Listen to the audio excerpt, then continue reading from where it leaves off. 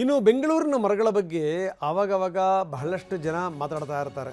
ನಾವು ನೋಡಿದ್ದೀವಿ, ಡಾಕ್ಟರ್ ಯಲ್ಲಪ್ಪ ರೆಡ್ಡಿ ನಿರಂತರವಾಗಿ ಮಾತಾಡ್ತಾರೆ ಬೆಂಗಳೂರಿನ ಮರಗಳ ಬಗ್ಗೆ.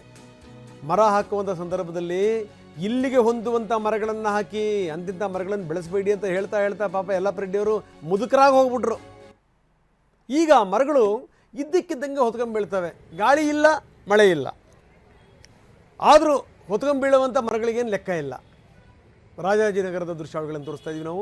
ರಾಮ ಮಂದಿರದ ಬಳಿ ಇದ್ದಂಥ ಮರ ಹೊತ್ಕೊಂಬಿತ್ತು. ಕೆಳಗಡೆ ಇದ್ದಂಥ ವೆಹಿಕಲ್ಗಳೆಲ್ಲ ಜಖಂಗೊಂಡ್ವು. ದೇವ್ರು ದೊಡ್ಡವನು, ಯಾರಿಗೇನೋ ಅಪಾಯ ಆಗಲಿಲ್ಲ. ಇದ್ದಕ್ಕಿದ್ದಂಗೆನೇ ಮರಗಳು ಹೊತ್ಕೊಂಡ್ಬೀಳ್ತವೆ.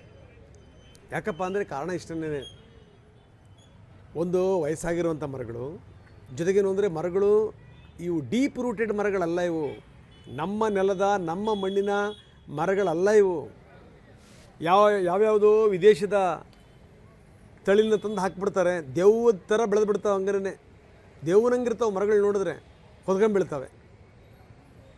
ಒಂಥರ ಈ ಮರಗಳು ನಮ್ಮ ಭಾವನೆಗಳ ಪ್ರತೀಕಗಳು. ನೋಡೋಕ್ಕೇನು ಭಯಂಕರ ಅಂತ ಅನ್ನಿಸ್ತೀವಿ, ಆದರೆ ಬಿದ್ದಾಗ ಎಲ್ಲ ಟೊಳ್ಳು.